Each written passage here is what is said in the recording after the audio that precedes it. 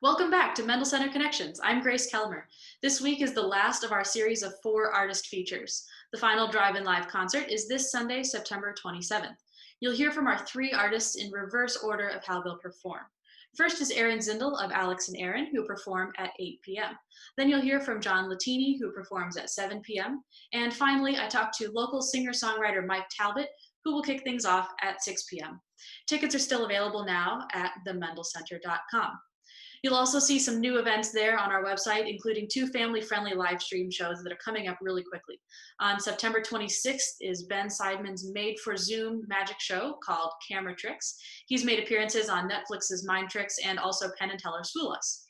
And on October 1st through 3rd is Max Major in his made-for-Zoom show Remote Control, which features hypnosis and mentalism. You may have seen him recently on America's Got Talent. That's all for now, and so here are the interviews. I'm here with Erin Zindel, and she will be performing with Alex Holycross as the other half of Alex and Erin this Sunday, and they go on at 8 p.m. And so, Erin, thank you for joining me today. Yeah, it's my pleasure. Thanks for having me. Yes, thank you. And you're coming to us from your studio space too, which is great. We get to see a little bit about where the magic happens at your home. Yeah. That's been one fun part about this is actually because everyone's coming to us from Zoom, we're seeing a little bit about what their habitat is that you don't usually get to see when we are only seeing people on stage and in that sterile environment. So it's been fun. Mm-hmm. Yep. So I see that you have come up with a new term for what your musical style is for this duo. You're calling it Outlaw Americana. So what is that and what can we expect from this? Mm-hmm. Well, it's, most music is hard to define, and this is a new thing. Alex Holycross is from a band called the Native Howl, and the Native Howl does a really aggressive kind of combination of sounds. They call it thrash grass. It's like combining heavy metal and bluegrass, and they've been really successful at that. It's a really interesting thing, and they've had a really great success. And my background is also hard to define and has shifted a lot over the years, but we've had, it's kind of, oh gosh, you'd think I'd be like used to explaining this. We've been playing for so many years, but it's been shifting. We've been trying to like change the language of it. But my band, I play with Erin Zindel and the Ragbirds, and the Ragbirds are a blend of aggressive folk and some world beat sounds. And so Alex and I have come from really different backgrounds. I play fiddle, he plays guitar, and we both sing. And we're both the front people and the songwriters for our bands. And we're in many ways opposites. He's like really big and tough, and I'm like little and I don't know, dancing around. And so I'm much more like positive, and he's much more like darker in theme. But when we came together to write songs together, we came together about a year ago, and I was just recording some fiddle parts for one of his clients because he has a recording studio. And we were just talking about songwriting, and we seemed to have a really similar songwriting not style, because the style comes out very different, but a songwriting process and like our thoughts about songwriting were really similar. And so we decided to sit down and try to write a song together. And we were pretty amazed at how well we worked together. We've never really found somebody that we could kind of connect with at that level and just be able to dive right in and get into that creative space. And we ended up writing a ton of songs over the last year. And it's been a really fun project, which brings out different sides of each of us than what we are able to, or what people have seen from us in our current main projects. So yeah, we had intended it to be a side project along with touring with our bands, because both of our bands toured pretty regularly. And now that our bands aren't able to tour or play together, we've been finding ourselves doing a lot more of this duo project during this season of quarantine. We're calling it Outlaw Americana because it's kind of like, with the fiddle and guitar, it has a little bit of a Americana, like kind of, I'm still kind of getting used to the language of describing it. So sorry if it's like, oh, going around the bush a bit, but it's also kind of heavier than what I think of Americana as. It's a lot more. Both of us have a more like aggressive style. We really like a lot of rhythm. We really like to move a lot and to just we're very, very passionate. So I think what we're making is more, I think aggressive is a good word for it, because it kind of brings out like a darker side of what I do and a bit gentler side of what Alex does. So Very cool. Yeah, what a great time to be engaged in the writing process too right now. So has that come out a little bit more with just amassing songs to then eventually perform later or to record yeah, writing it post? has. And one of the interesting things about the music we've been writing together is some of the themes that we were writing about last year, um, having no idea, of course, what was about to happen. But some of the songs we've written were like so perfectly like meant to be like expressing the feelings of this time. You know, we were writing a lot about kind of like apocalyptic visions and digging into like dark themes of like revelations and like and dark, you know, we're talking a lot about like loneliness and anger and like kind of like the breakdown of culture. And so I don't know, it's interesting that it should kind of surface now. We're finally ready to make our debut during this time when everything feels very almost apocalyptic. You know, it kind of seems somehow meant to be. Well, that's really interesting. I look forward to hearing more of that this Sunday, and I hope everyone else watching is too. Again, you go on at 8 p.m. And we really look forward to seeing you and Alex together and hearing this new sound that you two have forged together. So, Thank you so much. I appreciate it. We're looking forward to it too. It's nice to have a live show to be able to play for people, even though many of them will be in their cars. I think most of them, right, will be in their cars. Is that how it works? they can do it either way. They can sit in their car, or they'll all have space outside of their car, a whole extra parking spot to set up chairs or a tent or a blanket, whatever they want. And so some of both. But you'll definitely see some faces and be able to read the crowd a little bit. So it'll be good. That's great. We're really excited. So thank you so much for having us. Of course, and we'll see you in just a few days. All right. I'm here with John Latini, and he is going to be performing in the middle of our set this Sunday. And I'm so excited. We actually just met just now.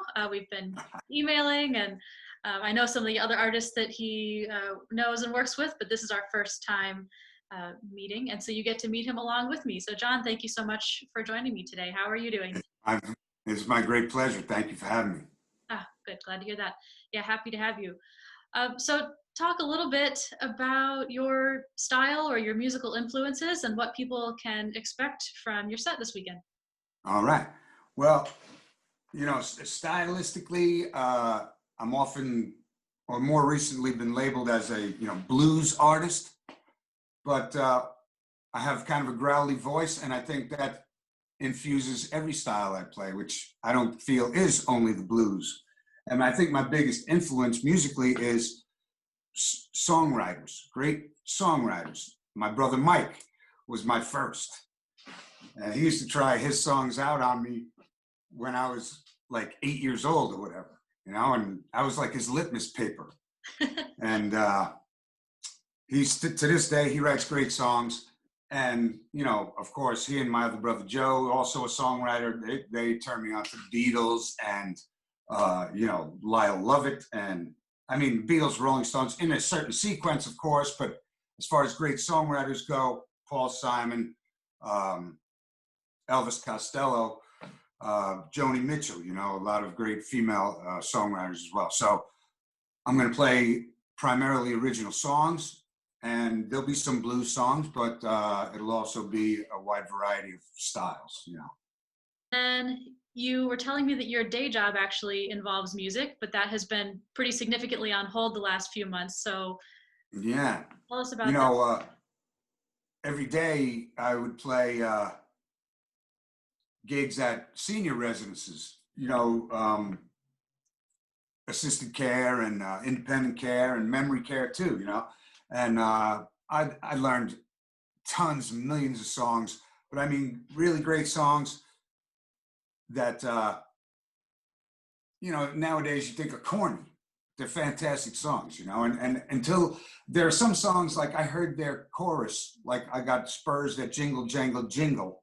I heard that chorus a million times. I thought it was like a cowboy song. Okay, he's got spurs, he's a cowboy.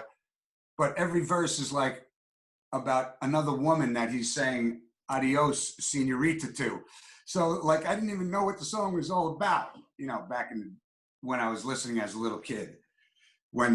Before now, as you play and you're into your cool music, you think those songs are like expendable, but they're great. And old, seniors, they can remember that early stuff really well. So everybody would be singing along.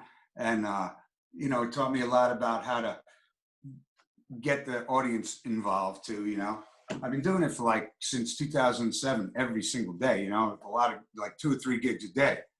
And it's a gas. I've made a lot of cool senior friends. They're the best kind. Yeah, absolutely. Especially memory care. I mean, the evidence that music is just ingrained, music from their earlier lives, that you can just bring them out. Yeah. Oh, you are my sunshine. They will never forget those words, even if they can't remember my name. And I've had people tell me, that gentleman hasn't spoken in 3 weeks, and now you're playing these songs and he's singing all of them. Mm-hmm. That's very gratifying. Humbling when expressed like that, but it's really cool. I bet. And then looking forward, I hear you've been noodling on the piano a little bit more as you've been stuck at home. That's right. So I studied music theory in college and stuff, so I have a pretty good understanding of the inner workings, I guess. It doesn't always come out in my playing, even on guitar, but I've been learning how to strum a piano, the way I did when I was just strumming across all 6 strings when I was a kid, learning how. Like I said, I was learning on top of Old Smoky, note by note on each string, what each note was and stuff, as you'd be very familiar with as a cellist. But meanwhile, I joined the church group, and, right away, I don't even think I tuned my guitar, but I thought I was Elvis, So I'm trying to approach the piano, even though having kids and grandkids really humbles you, and you don't have the same bravado and think you know how to do it all. But getting to the point where, I can make it through songs very nearly.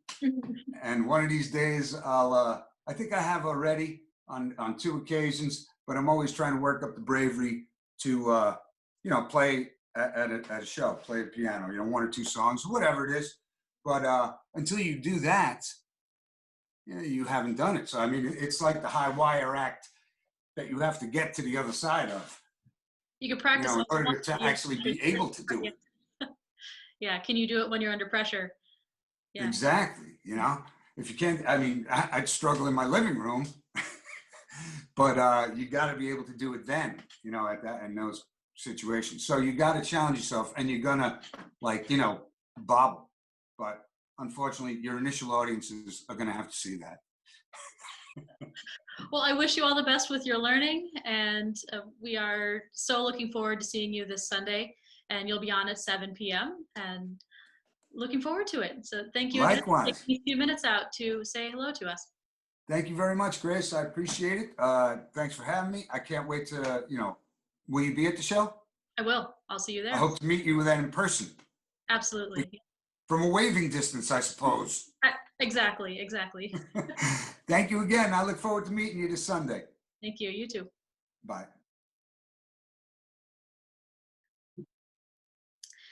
I'm here with Mike Talbot, who will be opening up our concert this Sunday, and that will start at 6 p.m. So, Mike, good to see you. Thank you for joining me today. Well, thanks so much, Grace. It's a pleasure to be here.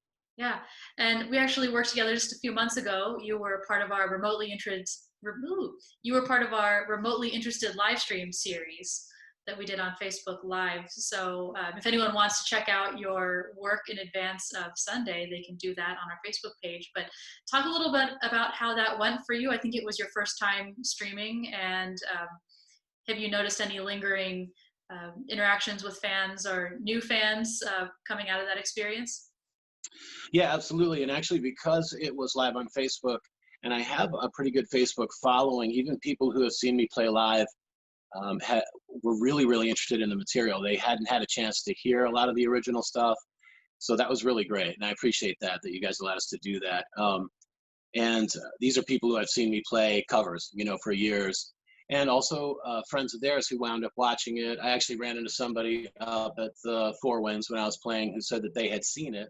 And because of that, they had seen my name. They've followed the Mendel Center for years, and they saw me up my name, and so they came up to the Four Winds up there in New Buffalo to see me play. So that was really neat. And they asked me for one original song. Generally, a lot of times in those situations, you don't play a lot of originals because you're playing what people know. So it was kind of cool to be asked. So that was really special for me.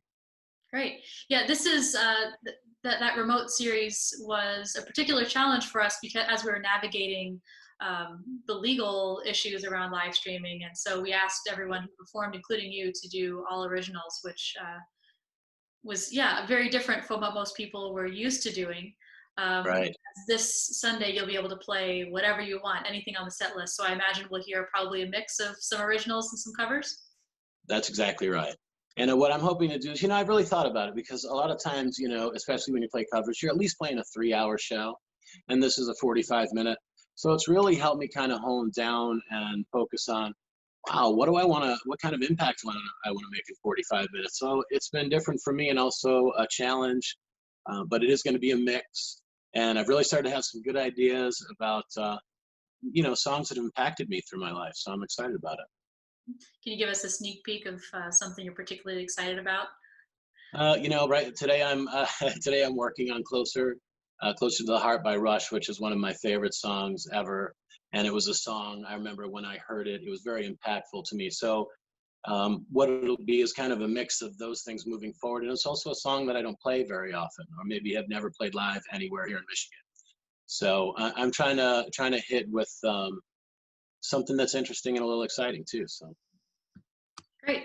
Well, looking forward to that. And I'm glad you've been able to have some other live performance opportunities now that the casinos have been open for a while. It sounds like they're hiring you and some other artists back in to keep playing. So I'm happy to hear that for you. And looking forward to this Sunday where we can have you live, and then someday down the road, once we can bring people in the building too, that'll be great. But for now, so excited to see you this Sunday at 6 p.m. Well, thank you so much. And thank you so much again to the Mendel Center for supporting local live music. And, in the end, it really is a very cool thing, with all the legal things aside, being able to give artists like myself and other artists the opportunity to play their original music at a time when that's not usual. In a way, it's kind of, it's new, it's brand new, and it's exciting at a time when we need a little bit of that, Great. Oh, great. Well, happy to do that. And thank you so much for being game for all of our new ways of bringing live performances and live over the internet to people. So thank you for your flexibility and your willingness to be creative along with us. Oh my gosh, it's my pleasure. Thank you so much, Grace. Great. All right. Well, we will see you soon. Thanks. You have a great day. Thank you very much.